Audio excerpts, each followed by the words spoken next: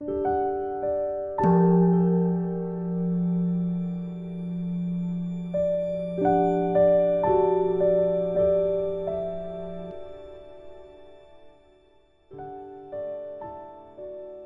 家好，又到了我们一起学习广论的时间了。今天我们要开始学习止观的体性，请大家把广论书翻到338页，看第一行，看文。第三中一奢摩他自性者，这是呢科判中的第3个科判，就是止观的自性，也就是止观的体性。首先呢是奢摩他的自性，我们呢看一看解深密经在怎么讲这一段。看文，如解深密经云：基于如是善思维法，独处空闲，内正安住，作意思维。复记于此能思维心，内心相续作意思维，如是正行多安住故，其身轻安及心轻安，是名奢摩他。如是是为菩萨遍寻奢摩他。这段经文呢，我先依据释迦合注里边的八首法王的解释，然后总体的消文一下。是说修奢摩他的人，独处在僻静的地方，向内正确的安住。对于那些善思维的法，注意，对于那些善思维的法进行呢作意。这样的能作意的心，不受尘和调的影响，透过呢向内持续的作意而作意，如此去入，并且多次的安住。到什么程度呢？当升起身轻安与心轻安的时候，那个三摩地就是奢摩他。这也就是呢菩萨遍寻奢摩他。接下来我们再一句一句的仔细的解释一下。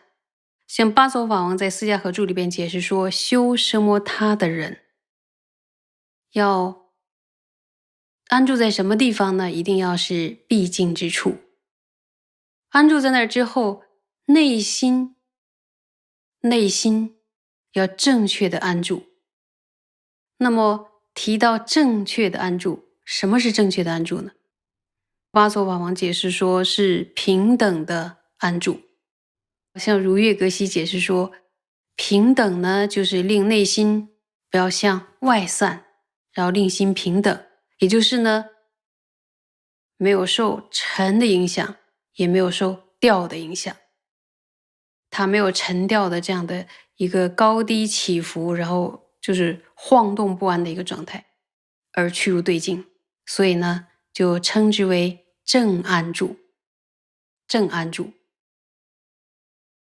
如果想理解这个正安住到底是一个什么状态呢？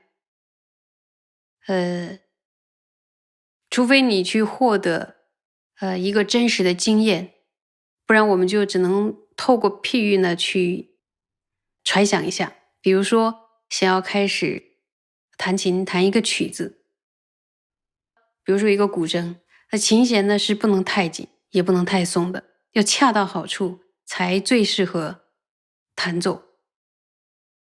那么怎样找到这种状态呢？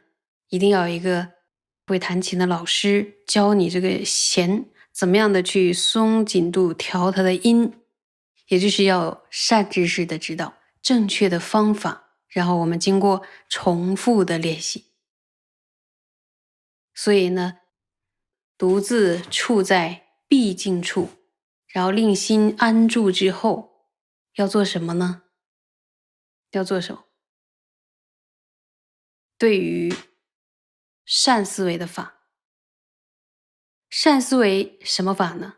就是善思维先前所听闻的那些义理，一定是呢要先听闻，然后呢思维所听闻的义理，作意思维，沿着那些义理呢而作意，然后复记于此，能思维心，内心相续作意思维，也就是呢作意之前所听闻的那些义理，在作意的时候呢，必须要注意到这颗心不受沉掉的这样的一个影响，然后我们的内心呢相续作意在原来的那个听闻的法上，相续作意而作意。基于如是善思维法作意思维，复记于此能思维心，内心相续作意思维。如果藏文直译的话呢，就是基于如是善思维法作意，复记于此能作意心，内心相续作意而作意之。这段经文里出现了4次，哪2个字？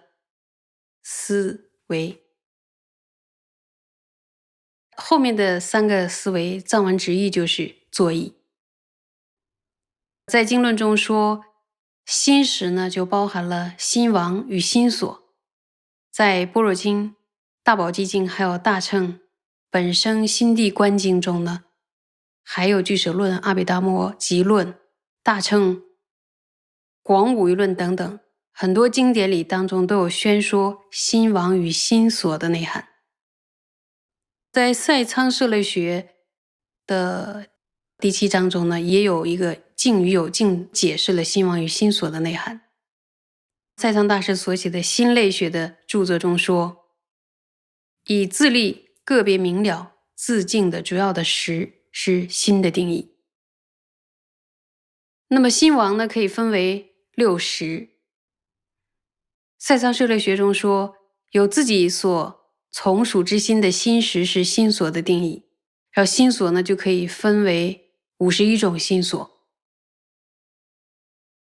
这51种心所呢，列举一下，就是5变行、5别境、6根本烦恼、20种随烦恼、11种善、4种不定。那么5变行是什么呢？就是触、作意、受、想、思这5个心所。心王呢可以分为6识，6识呢都会与这5个心所相应，所以这5个心所称之为变行。作意呢就是其中的一个变行心所，是指让心王还有其他的心所呢注意对境的一个心所。